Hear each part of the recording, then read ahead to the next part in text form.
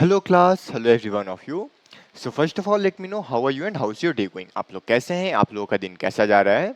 Let me know about that thing first, okay? And this is my first class, so I'm pretty sure कि आपको नहीं पता होगा that who I am. So let me introduce myself first. I am Shivam Kaushik, your friend, brother, whatever you are comfortable with. और आज की class में हम लोग करने वाले क्या है? So I have thought this thing कि पेपर तो बहुत पास आ गया है, right ना? SSCGL अब कुछ दिन बाद ही है. So in today's class we are going to solve the questions of SSCGL जो previous years में पूछे जा चुके हैं, ओके? तो आज की क्लास में हम लोग करने वाले क्या है? बेसिकली आज की क्लास में हम SSCGL जो पेपर हुआ था ना 1 दिसंबर को फर्स्ट शिफ्ट में, आज हम लोग वो क्वेश्चन सॉल्व करने वाले हैं. So let's C, let's start the session without wasting much of time. क्यों? क्योंकि टाइम बहुत प्रीसियस है, अब एग्जामिनेशंस आने ही वाले हैं. So we need to preserve our time, हमें टाइम को बचाना है और हमें उन चीज़ों को इफेक्टिवली यूज भी करना है. For that okay, let's not talk too much, जल्दी से क्वेश्चंस पे आते हैं. क्वेश्चन जल्दी जल्दी सॉल्व करते हैं. And I will say this thing that please keep your pen and paper ready with you in order to make notes of what we are going to learn today. आज हम लोग क्या सीखने वाले हैं उसके लिए आपको क्या करना है, please keep a pen and paper ready with you. मैं जो भी टिप्स ट्रिक्स जो भी आपको बताऊंगा, जस्ट नोट दैट थिंग कि अगर इस टाइप का कोई भी क्वेश्चन आता है then you are pretty sure कि हाँ ऐसे क्वेश्चन तो मैं कर ही दूंगा. ओके और मैं आपको यहाँ पे विजुअलाइजेशन भी बताऊंगा कि आप जल्दी से इन चीज़ों को कंक्लूड कैसे कर सकते हैं. So let's C, let's start with the first question. तो पहला क्वेश्चन ये है that a dishonest merchant sells good at 12.5% loss on cost price. अच्छा, तो पहले आपको ना हर स्टेटमेंट को अच्छे तरीके से पढ़ना है. इन्होंने बोला है कि एक बेईमान व्यापारी है जो एक माल को 12.5% लॉस पे बेचता है. व्हाट इट इम्प्लाइज, इसका मतलब ये है कि अगर वो 8 रुपीज में खरीदता है ना, if is purchasing the good at 8%, तो वो उसे कितने पे बेच रहा है? वो उसे 7 रुपीज पे बेच रहा है. ओके, ऑल फाइन, हमने यहाँ पे ये कंक्लूड तो कर लिया. अगर वो 8 पे खरीदता है तो वो बेच कितने पे रहा है? वो 7 पे बेच रहा है.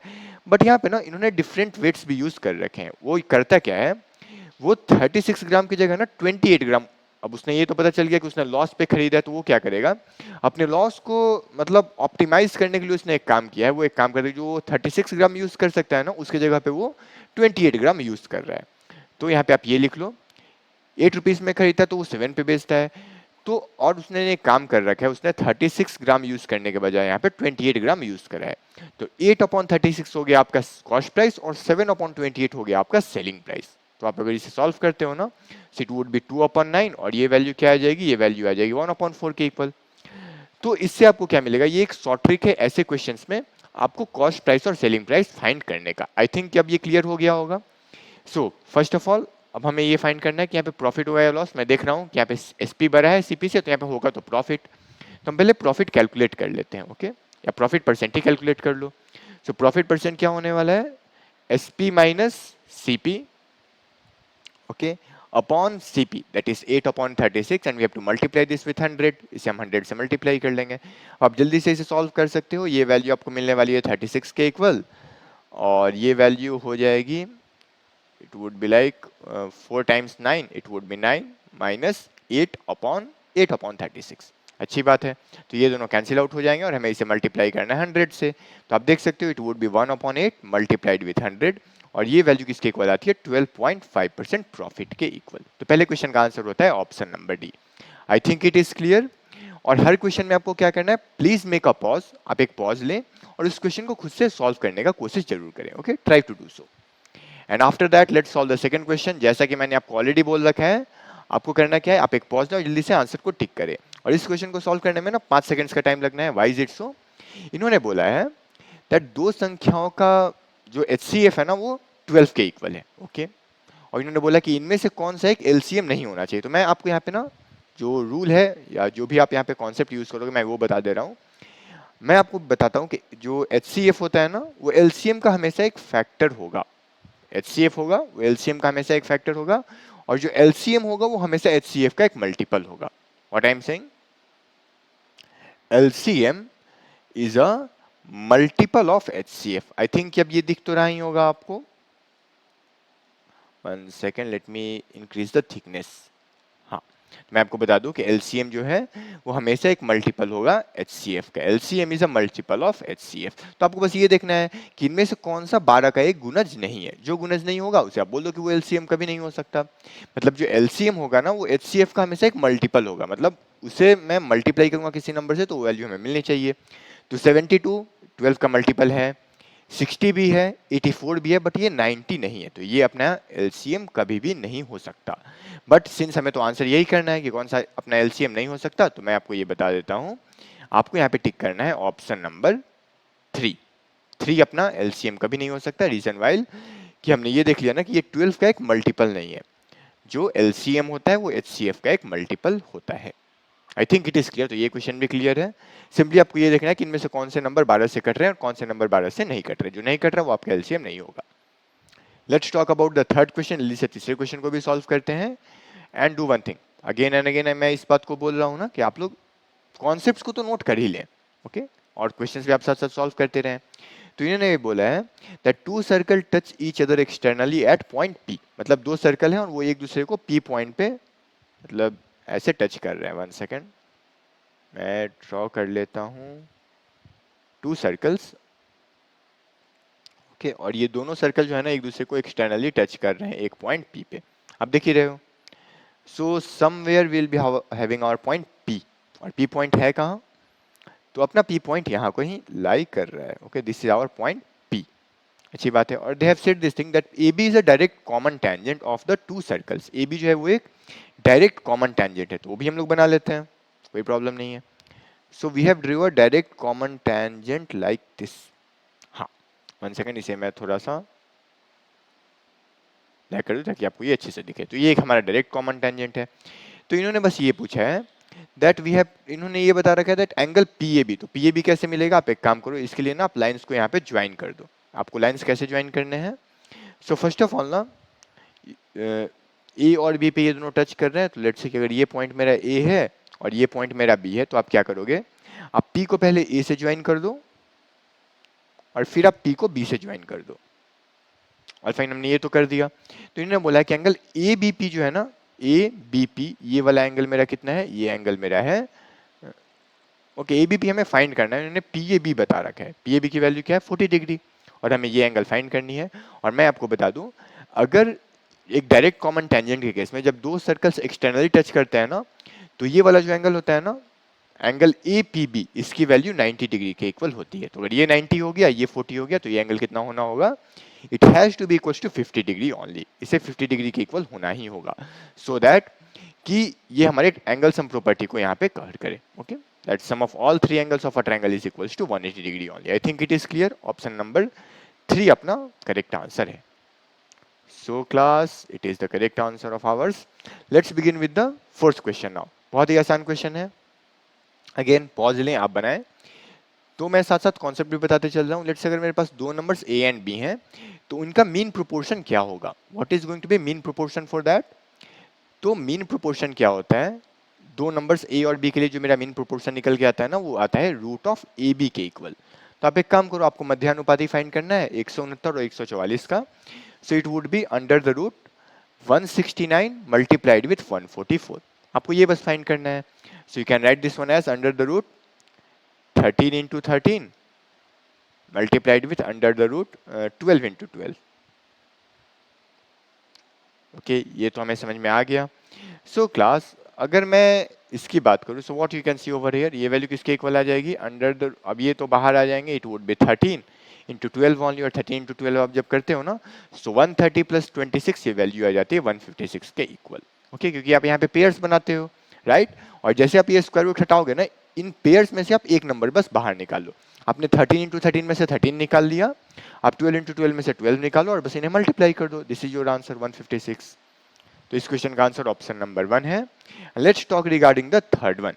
इसमें थोड़ा सा एक I can say derived approach ही है, ओके। जब हम लोग थ्योरी क्लासेस करेंगे ना, तो उसमें मैं आपको डिटेल में बता दूंगा कि ऐसा क्यों होता है, बट सिंस एग्जाम में इतना टाइम नहीं होता कि मैं इन डिटेल बना सकूं, सो लेट्स सी। इन्होंने क्या बोला है कि एक आयत है, वी हैव अ रेक्टेंगल, और इन्होंने ना लंबाई को 8% इंक्रीज किया है और चौड़ाई को 5%, and they have asked this thing कि उस आयत के क्षेत्रफल में कितनी वृद्धि होगी, what is the percent increment in the area of the rectangle. Let's see how we have to conclude now. Let's say मैं आपको सिंपल इसका कॉन्सेप्ट बताता हूँ, आप जल्दी से नोट भी कर सकते हो इसे। अगर x% इंक्रीमेंट हुआ हो लेंथ में और y% इंक्रीमेंट हुआ हो ब्रेथ में, तो एरिया में कितना इंक्रीमेंट होगा, मैं आपको ये बता दूं, एरिया परसेंट में कितना इंक्रीमेंट होगा, वो इक्वल होगा x plus Y plus X Y upon 100 के इक्वल। आई थिंक ये आपको क्लियर है मैं क्या बोल रहा हूँ। अगर x परसेंट लेंथ में इंक्रीमेंट है, y परसेंट ब्रेथ में इंक्रीमेंट है, तो एरिया परसेंट में कितना इंक्रीमेंट होगा, एरिया परसेंट में अपना इंक्रीमेंट होगा x प्लस वाई अपॉन 100। बस आप एक्स वाई की वैल्यू पुट कर दो। तो 8% इसमें इंक्रीज हुआ तो x की वैल्यू 8 हुई, सो 8 प्लस ब्रेथ में 5% का इंक्रीमेंट हुआ है, so add 5 in that and we have to add 8 into 5 that is 40 upon 100 in that. तो अगर आप इसे सॉल्व करते हो तो ये वैल्यू किसके इक्वल आती है, 13.4%। आई थिंक कि ये ट्रिक आपको समझ में आया। And why is it so, हम लोग ये अपने थ्योरी क्लासेस में डिस्कस करेंगे। Okay, and do one thing again, मैं कुछ वॉलंटियर्स चाहता हूँ फ्रॉम योर एंड। आप लोग मुझे ये बताओ ना कि हमें कौन से टॉपिक स्टार्ट करने चाहिए। Okay, which topic you need more questions from, आप किस टॉपिक से क्वेश्चंस ज़्यादा चाहते हो। So do one thing, let me know in the chat and for sure I will try my level best to make videos on that. So please do so. So I think ये concept भी clear है। x percent अगर length में बढ़ा, breath में अगर y percent बढ़ा, तो एरिया में कितना बढ़ेगा, x plus Y upon 100। I think it is clear. और चलते हैं फिर अगले क्वेश्चन की तरफ। And the next question is this one. आसान क्वेश्चन है, एक ट्रिगोनोमेट्री में ये सबसे इजी क्वेश्चंस माने जाते हैं। क्यों? क्योंकि आपको पता है इसमें आपको बस क्या करना, आपको यहाँ पे वैल्यूज ही सब्स्टिट्यूट करनी है, इसके अलावा आपको कुछ नहीं करना। So let's see how we have to do so. Values अगर सब्स्टिट्यूट करनी ही है तो मैं कैसे करूंगा, चलिए अब हम उसके बारे में बात करते हैं।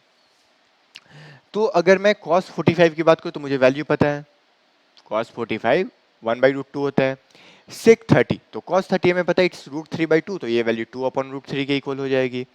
और sin 30 1/2 होता है तो cosec 30 2 के इक्वल हो जाएगी, रेसिप्रोकल ऑफ दैट। अब बस आप इसे सॉल्व कर लो। तो अगर मैं इसे सॉल्व करूँ, इट वुड बी 1/√2, ये वैल्यू क्या आ जाएगी, ये वैल्यू आ जाएगी 2 + 2√3/√3 के इक्वल। फिर जब आप इसे सिंप्लीफाई करोगे तो ये √3 चला जाएगा न्यूमरेटर में, it would B √3 upon, just आपको मल्टीप्लाई करना है इन दोनों को, √2 इंटू 2 + 2√3। तो ये वैल्यू क्या आ जाएगी, ये वैल्यू आ जाएगी 2√2 + 2√6 के इक्वल। सिंस मेरा जो यहाँ पे जो डिनोमिनेटर है वो रेशनलाइज नहीं है, तो मैं एक काम करता हूँ, यहाँ पे मैं बस रेशनलाइजेशन कर देता हूँ। So let's multiply this with 2√2 minus of 2√6 and 2√2 minus of 2√6 से। सो let's see what would happen over here. तो मैं जैसे इसे सॉल्व करता हूँ ना, तो ये वैल्यू किसके इक्वल आती है, it would become equals to, okay, so root it would be 2√6, okay, then minus of 2√18 upon a plus B into A minus B, A square होता है, so it would be A square 2 into 2 4 into 2 8 minus B square 2 into 2 4 into 6 24। तो आप जैसे इसे solve करोगे ना तो ये वैल्यू किसके इक्वल आ गई। अगर मैं बात करूँ √18 की, तो मैं √18 को लिखना चाहूँ तो मैं क्या लिख सकता हूँ, मैं इसे लिख सकता हूँ 3√2। ओके, सो मैं इसे 3√2 लिखूंगा। So what it would become equals to, it would be equals to, 1 second, 3√2, तो ये आ जाएगा 2√6 minus of 6√2 upon minus of 16। अब जैसे यहाँ पे 2 से कैंसिल करोगे, so you will see one thing, और यहाँ पे माइनस अगर आप ऊपर मल्टीप्लाई करते हो ना तो ये चीज़ें बन जाएंगी 6√2 माइनस ऑफ 2√6 अपॉन 16 के इक्वल। फिर अब बस इसे आप सॉल्व कर लो। अगर आप यहाँ पे 2 से कैंसिल करते हो ना, so you will be seeing this thing as 3 minus √6 upon 8। Okay, okay या 3√2 minus √6 upon 8, that is in option number 3। Okay, हमारा ऑप्शन नंबर 3 यहाँ पे करेक्ट आंसर है। आई थिंक ये क्वेश्चन भी आपको समझ में आया, that how we have solve this one. कुछ भी नहीं किया है मैंने, वैल्यूज सब्स्टिट्यूट करो और जल्दी जल्दी बस आप उसे सिंप्लीफाई करते चलो, you will be getting your answer only. अगले क्वेश्चन पे आते हैं। यहाँ पे एक ट्रिक होता है, and what the trick is, कि अगर कोई नंबर इस फॉर्मेट का लिखा है ना x-(n-1), तो मैं बता दूं कि वो नंबर हमेशा x-1 से डिविजिबल होगा। ये जो है ना, ये हमेशा x-1 से डिविजिबल होगा ही होगा। अच्छी बात है। तो मैं इस कॉन्सेप्ट का यूज करता हूं यहाँ पे। कैसे यूज करना है, तो इन्होंने बोला है 49⁻15-1, इसका भाजक कौन सा होगा, मतलब ये किससे डिविजिबल है। तो 49⁻15-1 किससे डिविजिबल होगा, ये हमेशा 49-1 दैट इज 48 से डिविजिबल होगा। और हमें एक बात पता है कि अगर कोई नंबर एक नंबर से डिविजिबल है तो वो उसके फैक्टर से भी डिविजिबल होगा। मैं क्या बोल रहा हूँ, अगर 12 जो है वो 6 से डिविजिबल है तो 12 ना 6 के फैक्टर से भी डिविजिबल होगा। 6 के फैक्टर 2 और 3 भी है ना, तो देखो ये 12 2 से भी डिविजिबल है और ये 12 3 से भी डिविजिबल है। सिमिलरली 48 तो आपको आंसर दिख नहीं रहा, तो आप एक काम करो, इस 48 की अगर आप फैक्टर्स की बात करो ना, तो 46, 14 और 50 ये फैक्टर नहीं है, बट 8 इसका एक फैक्टर है। तो ये वाला जो नंबर है वो 8 से भी डिविजिबल होगा, that is in option number 3। तो ये इसका ट्रिक है, that you have to make a note of, आपको इस चीज़ों को नोट करना है। आई थिंक ये क्वेश्चन भी क्लियर है। और अगर आपको किसी क्वेश्चन में कोई भी डाउट हो ना, so do one thing, just let me know in the comments, okay, आप कमेंट्स में मुझे बता देना, ओके, कि okay, we haven't got this one, okay, I will force you come back to you, okay, at the chat as well. Let's see इन्होंने क्या बोला है। थोड़ा सा ये प्रोपोर्शन टाइप का क्वेश्चन, इन्होंने ये बोला है दैट 1500 मीटर की दौड़ में अनिल ने इट्स बकुल, ओके, तो बकुल को 150 मीटर से हराया। सो इसका मतलब क्या है कि अगर 1500 मीटर पे अनिल था ना, ओके, तो बकुल कितने पे था, बकुल उससे 150 मीटर पीछे था, means it is 1350 upon Bakul, that is P. तो ये तो एक प्रोपोर्शन निकल के आता है। और दूसरा प्रोपोर्शन क्या आता है, वन सेकेंड, हाँ, दूसरा प्रोपोर्शन आता है बकुल और चार्ल्स के बारे में, ओके। तो इन्होंने क्या बोला है कि जब बकुल ने ना चार्ल्स को 75 मीटर से हराया है, तो अगर बकुल 1500 मीटर पे था, तो चार्ल्स उस समय कितना था, उससे 75 मीटर पीछे, दैट इज 1425, यहाँ पे था अपना चार्ल्स। तो बस आपको एक काम करना है, आपको बस यहाँ पे अनिल और चार्ल्स में कंपेयर करना है कि वो उसे कितने मीटर से हराने वाला है। सो अगर मैं इसे सॉल्व करूँ ना, तो आप एक काम करो, आप पहले ना बकुल इन टर्म्स ऑफ चार्ल्स लिख लो, आप बकुल को ट्रांसपोज कर दो आरएचएस में, तो यहाँ पे बी आ जाएगा, it would become equals to 1500 C upon 1425, ठीक है। जैसे मुझे ये समझ में आता है, तो मैं एक काम करता हूँ, मैं ना इस बी की जगह पे ये वाली वैल्यू पुट कर देता हूँ, आप बी की जगह ये वाली वैल्यू पुट कर दो, it would be 1500 upon A upon 1350 upon 1500 C multiplied with 1425। तो अब इसे आप बस सॉल्व कर लो, तो एक जीरो कैंसिल आउट हो जाएंगे, 15 टाइम्स ऑफ 9, 15 टाइम्स ऑफ 10, और जब आप इसे फर्दर सॉल्व करोगे ना, it would become equals to,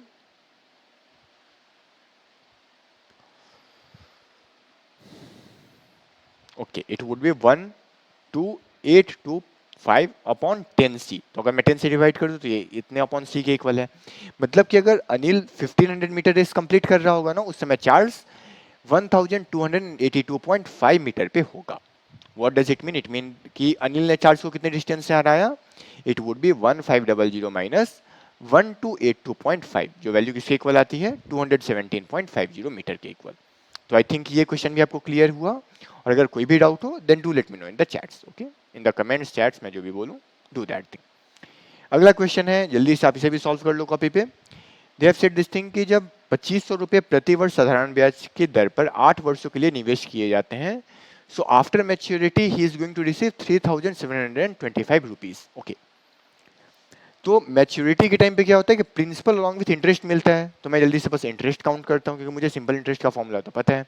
तो इंटरेस्ट कितना आएगा, आपको इन दोनों वैल्यूज को घटाना होगा, ओके, क्योंकि मैच्योरिटी में तो प्रिंसिपल इंटरेस्ट दोनों मिल रहा है। सो हमें इस वैल्यू में से ये वैल्यू घटानी है। सो 3725 माइनस 2500 क्या होगा, इट वुड बी 1225, ओके, ये 1225 के इक्वल होने वाला है। और सिंपल इंटरेस्ट का फॉर्मूला में पता है, it is P into R into T by 100।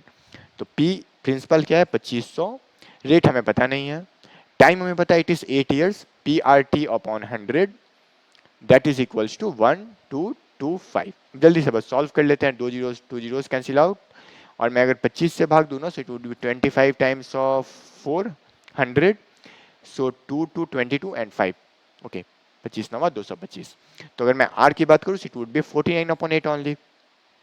Solve करो, you will be saying this one as 6 1 upon 8 that is 1.125। तो ये आ जाएगा अपना आंसर, ऑप्शन नंबर 2।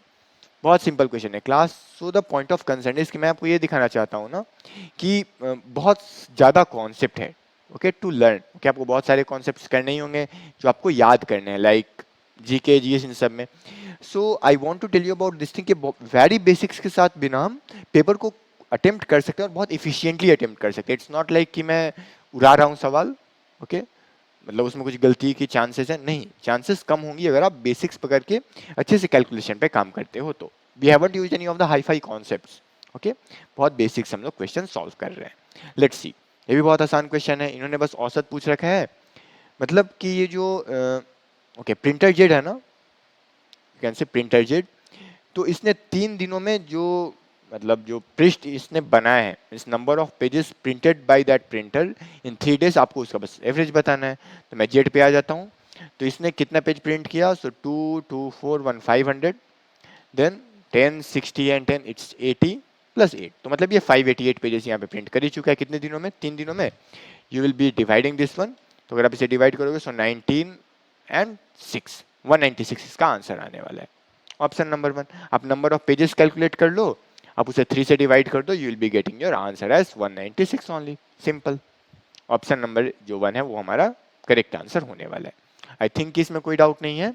अगले क्वेश्चन की तरफ बढ़ते हैं। तो हमें पता है, इन्होंने बोला है दैट कि एक बैट्समैन है और वो 27 इनिंग्स में ना, 27 इनिंग्स में 27 पारियों में उसका जो एवरेज है वो 47 के इक्वल है। तो मैं एक बात बोलता हूँ, अब मुझे ये कैलकुलेट करना होगा ना कि उसने कितना स्कोर किया होगा, रन स्कोर्ड इन 27 इनिंग्स, उसने 27 इनिंग में कितना स्कोर किया होगा। उसने औसत को आप नंबर ऑफ इनिंग से मल्टीप्लाई कर दो, 47 इंटू 27। तो इसे मैं कैसे फाइंड करूंगा, आप 47 को कैसे फाइंड कर सकते हो, इट इज ओके, अब बहुत सारे शॉर्ट ट्रिक्स है क्लास, तो मैं शॉर्ट ट्रिक से ही फाइंड कर रहा हूँ। सो व्हाट इज द थिंग ना, आप पहले 7 इंटू 7 कर लो, इट वुड बी 49, यहाँ पे कैरी 4 आ गया, then it is 7 into 4 28 plus 14 it would be 42, और 42 में अगर आप 4 चलते हो ना, सो it would B 46, 6 again carry 4, it would B 8 plus 4 that is 12। तो ये जो है ना उस बैट्समैन ने 27 इनिंग्स में स्कोर कर रखा है। आगे उन्होंने बोला है कि उसका जो लिस्ट स्कोर है ना, उससे 157 ज्यादा उसका हाईएस्ट स्कोर है। तो लिस्ट स्कोर किसके इक्वल है, मैं इसे एज्यूम कर लेता हूँ x, तो हाईएस्ट स्कोर कितना होगा, x प्लस 157। अब हमें निकालना है, इन्होंने बोला है ना कि मैं अगर उन दोनों इनिंग्स को एक्सक्लूड कर दूं, अगर मैं इसे हटा देता हूं, तो उसका एवरेज बताइए 25 इनिंग्स में, सॉरी उन्होंने ये बता रखा है कि एवरेज ये 42 रन के इक्वल है। ओके, तो मैं एक काम करता हूँ, 27 इनिंग्स में ये स्कोर है, इसमें से मैंने लिस्ट को घटा दिया, मैंने इसमें से हाईएस्ट को घटा दिया, तो ये जो 25 इनिंग का एवरेज आया ना वो कितने के इक्वल है, ये 42 के इक्वल है।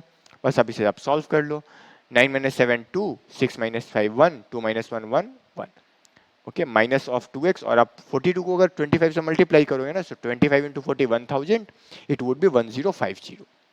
फिर से अगर आप 2x की वैल्यू फाइंड करते हो तो ये वैल्यू किसके इक्वल आएगी, it would B 50 plus 12 that is 62, तो x की वैल्यू क्या आ गई 31। मतलब लिस्ट स्कोर तो अपना 31 है, बट उन्होंने क्या पूछा है हमसे, हाईएस्ट स्कोर ना, तो इसमें से आप 137 बस 157 आप ऐड कर दो। अगर मैं 31 में 157 ऐड करता हूँ तो आपको पता ही है आपका आंसर क्या आने वाला है, it is 188, option number 2। You can see ना, 188 हमें आंसर मिलेगा।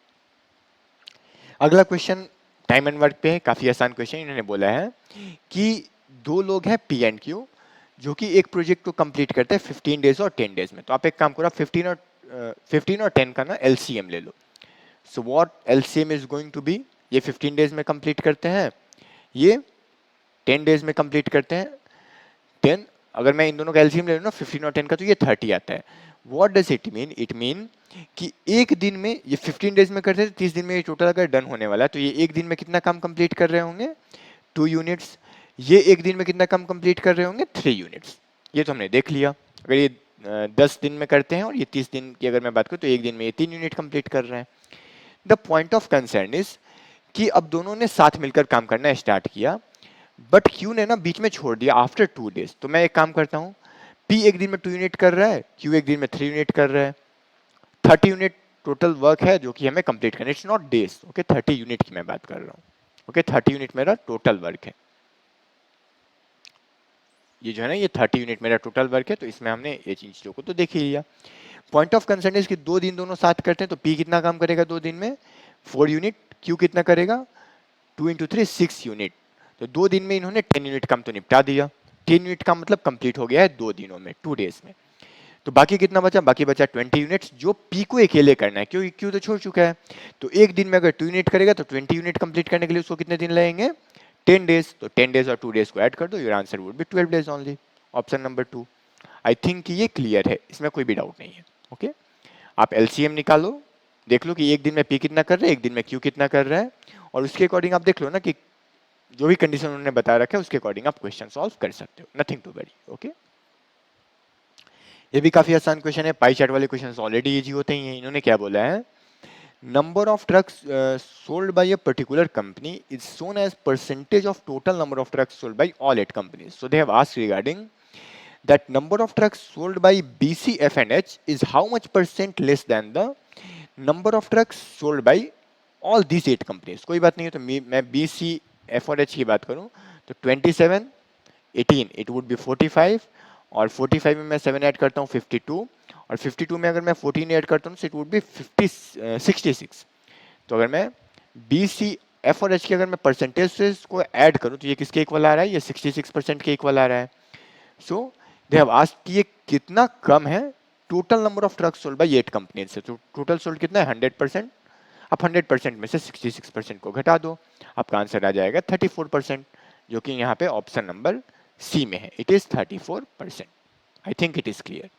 अगर कोई भी डाउट हो then do let me know about that thing. Okay, बस आपको पाई चार्ट को यहाँ पे सॉल्व करना था.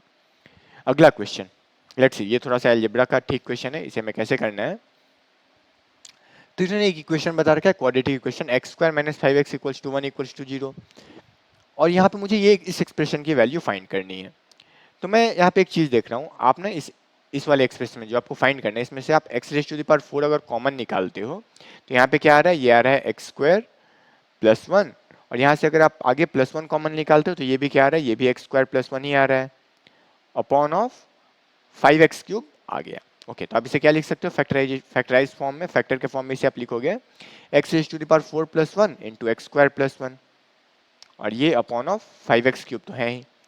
The point of concern is कि आपको ये वाला टर्म देखने को मिल रहा है x² + 1. ये कैसे मिलेगा, आप एक काम करो, आप ना अगर ये मेरा इक्वेशन दिया है ओके x² - 5x + 1 = 0, तो आप -5x को RHS में ट्रांसपोज कर दो, तो ये वैल्यू क्या मिलेगी, यहाँ पे x² + 1 की वैल्यू मिलने वाली है. अगर आप RHS में भेजोगे तो it would B 5x, x² + 1 5x के इक्वल होना है. All fine. So do one thing, आप ना इस x² + 1 की जगह बस 5x पुट कर दो. आप इसे हटाओ, यहाँ पे 5x ला दो, तो 5 से 5 कैंसिल हो जाएगा, और x से यहाँ पे x⁻³ कट के यहाँ पे x⁻² आ जाने वाला है. ओके, तो हमारे पास बस ये इक्वेशन बचा है x⁴ + 1 अपॉन x², और इसे मैं x² + 1 के फॉर्म में कैसे लिख सकता हूँ, इसे मैं लिख सकता हूँ x² + 1 the whole square minus of 2x². ये अगर मैं करूँगा ना तो ये वैल्यू इसके इक्वल आ जाएगी x⁴ + 1 के इक्वल. ओके, ये एक आई कैन से अलजेब्राइक आइडेंटिटी है, और इसे मैं x² से डिवाइड करूंगा. फिर से आप x² + 1 की जगह क्या पुट करोगे, 5x, तो 5x का स्क्वायर क्या हो जाएगा 25x² minus of 2x² upon of x². तो 25 - 2 23, 23x² अपॉन x² की वैल्यू 23 आने वाली है. Option number 3. So point of concern is ना कि ये वाला जो स्टेप था ना, ये काफी इंपॉर्टेंट है कि a⁴ प्लस b⁴ को मैं क्या लिखता हूँ. इट इज a² + b², ठीक है, उसका आप होल स्क्वायर करो, और उसमें से आप 2a² वहां पे घटा दो, 2a² b² you will be getting your answer only. Okay, ये वाला कॉन्सेप्ट हमने यहाँ पे यूज कर रखा है, nothing complicated. So I think ये क्वेश्चन भी आपको क्लियर हुआ. ये तो बहुत ही आसान क्वेश्चन है, इस क्वेश्चन में बिल्कुल भी टाइम नहीं लगना चाहिए. Since I am explaining I have to draw the figures, मुझे फिगर्स ड्रॉ करने पड़ते हैं, but you need not to draw the figures. आपको पेपर में फिगर्स नहीं ड्रॉ करने. इन्होंने बोला है कि PQR एक राइट एंगल ट्रायंगल है जहाँ पे एंगल Q जो है वो 90 डिग्री के इक्वल है. QR का लेंथ इन्होंने बता रखा है 8 यूनिट्स के इक्वल, और PR 17 units. So we know the Pythagorean triplet that 18, 15 और 17 पाइथागोरियन ट्रिपलेट होता है, तो ये 15 यूनिट हो जाएगा. इन्होंने बता भी रखा है PRQ, इन्होंने बता रखा है अल्फा के इक्वल. इट्स RPQ, या it is RPQ, it's alpha only. आपको sine alpha plus cos alpha की वैल्यू बतानी है, तो साइन अल्फा क्या हो जाएगा, इट इज 8/17, कॉस अल्फा क्या हो जाएगा 15/17. ऐड कर दो 18 + 5 23/17. Option number 2. अगला क्वेश्चन बहुत आसान है, बस आपको a³ + b³ का एक्सपेंशन आना चाहिए. सो do one thing, please make note of this formula, बहुत इंपॉर्टेंट है, बहुत लोग गलती करते हैं इसमें. फॉर्मूला क्लियर है ना, तो इस क्वेश्चन को सॉल्व करने में बिल्कुल भी टाइम नहीं लगेगा. a³ + b³ क्या होता है, ये होता है a + b × a² + b² minus of ab. Okay, ये इसका फॉर्मूला होता है. So let's put in these values. तो अगर मैं 17³ + 7³ की बात करूँ ना, तो इसे मैं क्या लिख सकता हूँ, 17³ + 7³ को मैं लिख सकता हूँ ओके, और मैं अगर इस पूरे को ही कंक्लूड कर लूँ, चलो मैं बता ही देता हूँ. 17 + 7 that is 24, okay, into 17² + 7² minus 17 × 7 that is 119. तो ये निकल के आ गया. इन्होंने बोला है कि ये value upon this one is equals to 24। अच्छी बात है, थोड़ा सा मैं पुट कर देता हूं। तो मुझे इसे डिवाइड करना है किसके साथ, मुझे इसे डिवाइड करना है 17 स्क्वायर प्लस 7 स्क्वायर माइनस के साथ। तो मैं यहाँ पे डाउन नीचे लिख दे रहा हूँ डिनोमिनेटर में, it is 17 square plus 7 square minus के। और ये किसके इक्वल है, ये 24 के इक्वल है। इन्होंने क्वेश्चन में तो ये बता ही रखा है, it is equals to 24 only. तो जैसे ये 24 के इक्वल हुआ ना, अब आप ये देख ही सकते हो, यहाँ पे ये 24 और ये 24 कैंसिल आउट हो जाएगा, और आप यहाँ पे बचा 1। अब जब क्रॉस मल्टीप्लाई करोगे ना, so you will see this thing कि 17 स्क्वायर प्लस 7 स्क्वायर माइनस 119 किसके इक्वल है, ये इक्वल है 17 स्क्वायर प्लस 7 स्क्वायर माइनस के। तो यहाँ पे ये दोनों कैंसिल आउट हो जाएंगे, और आप देखोगे माइनस के की वैल्यू माइनस 119 है, तो के की वैल्यू क्या आ गई 119। Option number 1। तो अगर आपको कोई भी डाउट हो, do let me know about that thing. Okay, बहुत सारी ट्रिक वगैरह वो लोग बता देंगे, but the point of concern is ना कि वेरी बेसिक, मैंने कुछ नहीं यूज करा है। Okay, we have just use the formula. ठीक है, थोड़ा सा कैलकुलेशन जल्दी कर लो, need not to learn the tricks. Questions लगाइए बहुत ज़्यादा, आपको बहुत ज़्यादा प्रॉब्लम्स लगाने हैं, अच्छे तरीके से लगाने हैं। Okay, try to increase your calculation thing and you will be exceling the paper, that I can say. Let's see, अगला क्वेश्चन है कि दो वृत्तों की परिधियां क्रमशः 198 और 352 सीएम के इक्वल है, तो उनकी त्रिज्याओं के मध्य अंतर क्या होगा। तो हमें पता है कि दो अगर सर्कमफेरेंसेस ना डिफरेंस में है, तो उसका जो फॉर्मूला होता है, okay, it would be 2 pi r1 minus r2। Okay, so pi की जगह मैं 22/7 लिख देता हूँ, सो 2 पाई r1 माइनस r2, ठीक है, इज इक्वल्स टू, अब यहाँ पे ये जो है ना, ये वृत्तों की परिधियां हैं और उनका अंतर है ये basically. So what is going to be difference in that, तो 198 और 352 का डिफरेंस क्या हुआ, 224, इट वुड बी 154 ओनली। ठीक है, तो मुझे पता है 22 सत्ते 154 होता है, और r1 माइनस r2 की वैल्यू क्या आ जाएगी, it would B 7 into 7 49 upon 2, that is 24.5 centimetre. I think इसमें भी कोई डाउट नहीं है, और अगर कोई भी डाउट हो then do let me know about that thing. Okay, चलते हैं अगले क्वेश्चन पे। काफी आसान question, the point of concern is, एक बार फिगर बनाओ जल्दी से क्वेश्चन बना लो। तो इन्होंने बोला है कि एक वृत्त है, ड्राइंग तो ठीक नहीं है बट आज वृत्त बहुत अच्छा बन गया, ठीक ठाक। सो एक वृत्त है, उसकी त्रिज्या क्या है, उसकी त्रिज्या 10 cm के इक्वल है। Let me write this one as 10।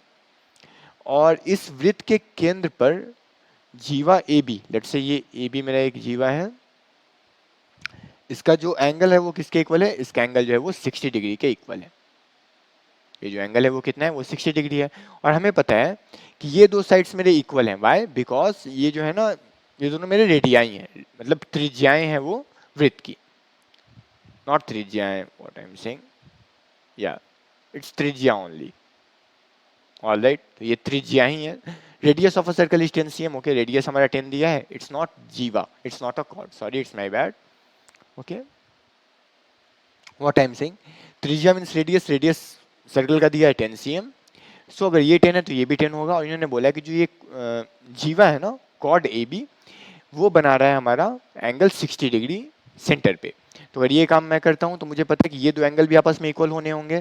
तो एंगल सम प्रॉपर्टी अगर मैं लगाता हूँ तो ये भी 60 होगा और ये भी 60 होगा। एक ऐसा ट्रायंगल जिसमें सारे एंगल 60 होते हैं वो इक्विलैटरल ट्रायंगल होता है, समबाहु त्रिभुज। तो अगर ये 10 है, ये 10 है, तो ये भी 10 होना होगा। Answer is 4 only.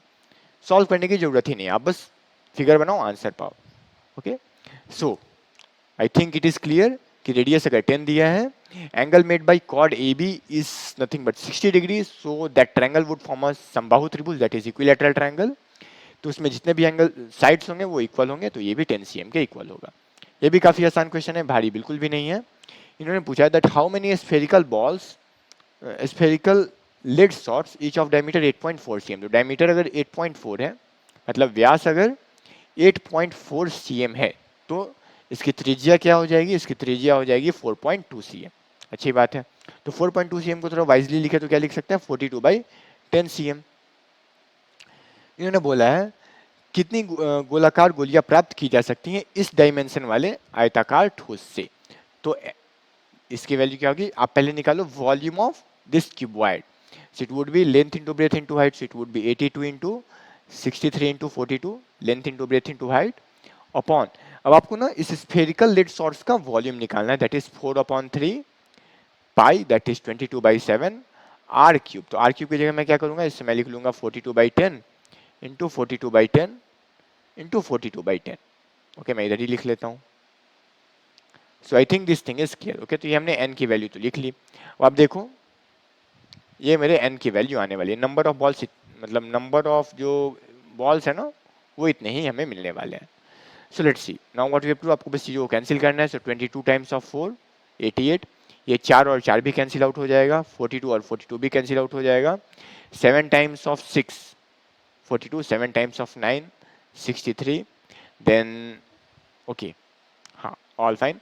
सो अब आप यहाँ पे क्या देख पा रहे हो, आप यहाँ पे देख पा रहे हो कि ये वैल्यू क्या आ गई, 9 into 3 into 7 21 into 1000, okay, divided by, अब यहाँ पे क्या आने वाला है, it would B 6 into 42 only. ठीक है, तो आप देख लो 21 दूनी 42 होता है। ओके, 3 तिया 9 और 3 दूनी 6 सेल्फ। ओके, तो यहाँ पे क्या आ गया, ये इक्वल आ गया 3000 अपॉन 4k। ओके, 3000 अपॉन 4 की वैल्यू क्या होती है, इट इज 750 ओनली। 750 बॉल मेरे तैयार किए जा सकेंगे यूजिंग दिस। ओके, आप इसे सॉल्व करो, you will be getting 750 only. तो ये इसका आंसर आ गया। अगला क्वेश्चन बहुत आसान है, इन्होंने बोला है that what is the ratio of number of spoons manufactured by P to the number of spoons manufactured by R। मतलब P और R में जो P ने कितना बनाया है 100, R ने कितना बनाया है इट इज 150, तो इसका रेशियो क्या होगा पता है, 50 से कैंसिल कर दो, 2:3 ओनली। Option number 2। कोई भी डाउट हो do let me know about that thing. तो नंबर ऑफ स्पून्स P ने कितने मैन्युफैक्चर करे थे 100, R ने कितने करे 150, find the ratio get the answer, that's it, nothing more than this. ये क्वेश्चन है, फॉर्मूला आप पढ़ लोगे, एसओटी में आपको पढ़ाया जाता है कि हाँ ऐसा ऐसा है, एक फॉर्मूला है एसओटी में through which you can find the length, but यहाँ मैं आपको कोई फॉर्मूला नहीं बताऊंगा, आप ऐसे ही आंसर बता सकते हो। हाउ इज इट सो, मैं आपको बस एक कॉन्सेप्ट बताऊंगा कि एक ट्रायंगल में ना जो सबसे बड़ा एंगल होता है उसके सामने वाली साइड सबसे बड़ी होती है, जो सबसे छोटा एंगल होता है उसके सामने वाली साइड सबसे छोटी होती है, right. Let's say what I am saying, अगर ये एंगल 60 डिग्री है मतलब कि इन दोनों का जोड़ कितना होना होगा, इन दोनों का जोड़ 120 होना होगा, है ना। इन्होंने क्या बताया कि ए बी की वैल्यू 12 है, 12 सेंटीमीटर, और ए सी की वैल्यू क्या है 10 सेंटीमीटर। तो अब यहाँ पे साइड लेंथ इक्वल नहीं है, मतलब कि ये 60-60-60 तो बिल्कुल भी नहीं होगा। अगर साइड इक्वल होते तो मैं बोल सकता था कि हाँ चलो ये भी 60 है, ये भी 60 है, ये भी 60 है, तब तो कोई प्रॉब्लम ही नहीं थी। बट यहाँ पे साइड लेंथ सेम नहीं है, मतलब अगर ये 12 cm के सामने है मतलब इसकी वैल्यू 60 से थोड़ी ना थोड़ी बड़ी होगी, इसकी वैल्यू 60 से थोड़ी ना थोड़ी छोटी होगी, ऐसे ताकि इनका जो जोड़ हो वो क्या हो, उनका जो जोड़ हो वो 180 के बराबर हो। ओके, तो ये बात तो मुझे समझ में आ गई। तो ये जो BC की वैल्यू है, अब ये 60 से बड़ी है, ये 60 से छोटी है, 60 के इक्वल है, तो इसका मतलब ये है कि इन सभी में ये सबसे बड़ा एंगल हुआ, एंगल C सबसे बड़ा हुआ, एंगल B सबसे छोटा हुआ, और ये बीच वाला एंगल है, राइट। तो सबसे बड़े वाले एंगल के सामने वाली साइड सबसे बड़ी होती है, सबसे छोटे वाले एंगल के सामने वाली साइड सबसे छोटी होती है। तो सबसे बड़ा पता चल गया आपको 12, सबसे छोटा पता चल गया आपको 10। तो आपको बस ये फाइंड करना है कि इसमें से कौन सी साइड लेंथ 12 और 10 के इक्वल है, 11.13 ओनली, इसके अलावा कोई भी वैल्यू 12 और 10 के बीच में है ही नहीं, राइट। तो हमने कॉन्सेप्ट क्या यूज किया कि एक ट्रायंगल में सबसे बड़े वाले एंगल के सामने वाली साइड सबसे बड़ी होती है और सबसे छोटे एंगल के सामने वाली साइड सबसे छोटी होती है। ओके, उसके अकॉर्डिंग हमने यहाँ पे सॉल्व कर लिया, प्रोवाइडेड कि मैं आपको एक बार और कंफर्म कर दूं, इन दोनों का जोड़ मैंने ऐसे किया है ना, I am not knowing the exact formula, मुझे नॉट फार्मूला, मैं एग्जैक्ट मेजरमेंट तो नहीं जानता कि ये कितना होना है, but the point of concern is कि मुझे इतना जरूर पता है कि एक 60 से बड़ा होगा और एक 60 से छोटा होगा। मैंने सबसे बड़ा सबसे छोटा एंगल फाइंड कर लिया, सबसे बड़ा सबसे छोटा साइड फाइंड कर लिया, और बीच वाला जो ये BC था ना वो हमने फाइंड कर लिया, इट इज 11.13। ये क्वेश्चन भी आसान है, 10 है तो मैं 45 पे सॉल्व करना आसान, फाइंड करना इसको ज़्यादा बेहतर मानता हूँ, 10 45 1 होता है। So let's put 45, so 10 square 45, 10 45 1 होता है, सो टू बी 1 स्क्वायर। अब थीटा की जगह बस 45 पुट कर दो, cot 45 भी 1 के इक्वल होगा, it would B 1 square again, और sec 45 क्या होता है, ये √2 के इक्वल होता है, तो it would B minus of √2 square that is 2 into √2 square that is 2 again, तो 1 + 1 क्या हो जाएगा 2 minus 4 that is minus of 2। I think it is clear, option number 2, कुछ नहीं करना है। ओके, क्वेश्चंस काफ़ी आसान है। यहाँ पे इन्होंने पूछा है कि एक कंपनी के जो 6 ब्रांचेस है ना उनमें बुक्स की कितनी सोल्ड हुई है, कितनी सेल हुई है। दे हैव आस्क्ड रिगार्डिंग कि बोथ ईयर्स में 18 और 19 में जो सेल हुई है ब्रांच 1 में और ब्रांच 4 में ओके दोनों वर्ष में पहली शाखा की कुल बिक्री और दोनों वर्षों में चौथी शाखा की कुल बिक्री का अनुपात कितना है।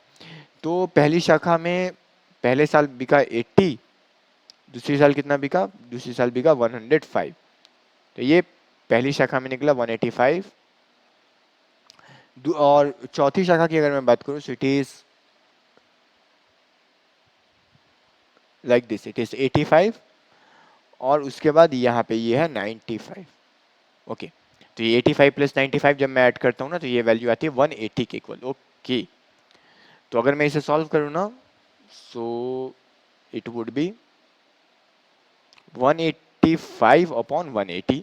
तो अगर आप इसे कैंसिल करोगे सो इसका आंसर इसमें मुझे नहीं दिख रहा। ओके 5 से कैंसिल करोगे सो इट वुड बी 36 और ये आ जाएगा 37 के इक्वल। या इट इज 37 अपॉन 36। यहाँ पे ऑप्शन तो दिख नहीं रहा, सो या इसका आंसर तो ये होने वाला है। Okay so where option is not given. I think it is clear.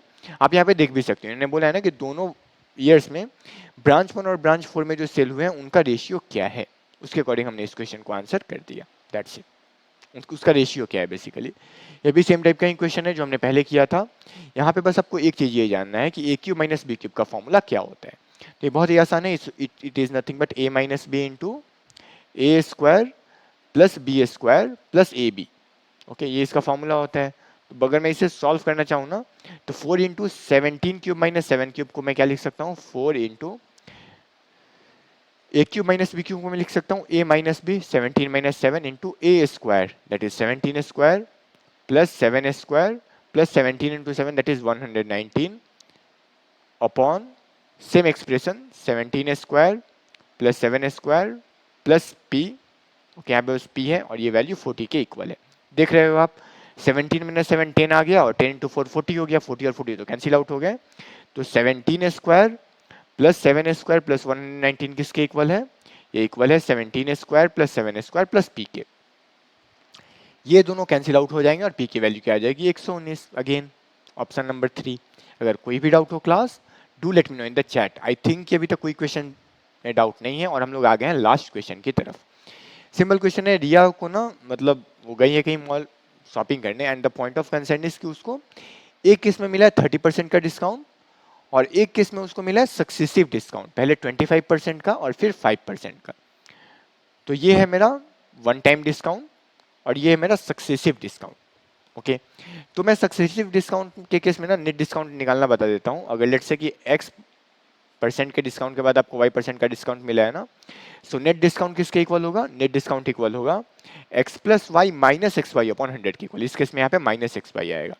So let's see it would B 25 plus 5 minus of it is 125 upon 100, ये इसके इक्वल आने वाला है। मतलब ये 30 माइनस 5/4, हाँ 30 माइनस 5/4% यहाँ पे डिस्काउंट है। तो अब यहाँ पे रिया को जब ये पता चला तो बोला उसने कि हाँ ठीक है ये 30% डिस्काउंट ही सही है। क्यों, क्योंकि इसमें से तो कुछ ना कुछ घट रहा है ना, मतलब डिस्काउंट हमें कम मिलेगा। और कितना कम मिलेगा, हमें इतना परसेंट डिस्काउंट कम मिलेगा 5/4%। ओके मैं लिख लेता हूँ 5/4% को मैं लिख लेता हूँ 1/100, तो इट वुड बी 5/400 कितने में 3840 में। अगर आप इसे सॉल्व करते हो ना तो ये एक जीरो कैंसिल आउट हो जाएगा। 5 times of 8 you are having, और 8 से जब आप इसे आप कैंसिल करोगे so 8 times of 4 32 6 4 64 8 times of 8 48। I think it is clear. बस आप ये देख लो ना कितना डिस्काउंट कम मिल रहा है उतना परसेंटेज आप निकाल दो, जो वैल्यू है 3840 की। So that's all about today's class. हमने 1 दिसंबर को जो पेपर हुआ था ना शिफ्ट 1 का, we have discussed the solution for that, हमने उसका सॉल्यूशन डिस्कस करा है। और अगर आपको कोई भी डाउट हो किसी भी क्वेश्चन में कोई भी कॉन्सेप्ट में ना, so do let me know. अगर complete I can say detail video नहीं तो मैं शॉर्ट्स में जरूर उन चीज़ों को कंक्लूड करने की कोशिश करूंगा। Okay I will create the shorts for that question. So do one thing, अगर किसी क्वेश्चन में कोई भी डाउट हो do let me know in the chats. So with these words, okay, we are at the end of the class. We will be meeting in the next session. Till then, bye and please practice as much as you can. आप लोग practice करते रहिए, okay? And best of luck for your paper अभी से ही. So मिलते हैं फिर अगले क्लास में. Bye everyone. Thank you for joining. Bye class.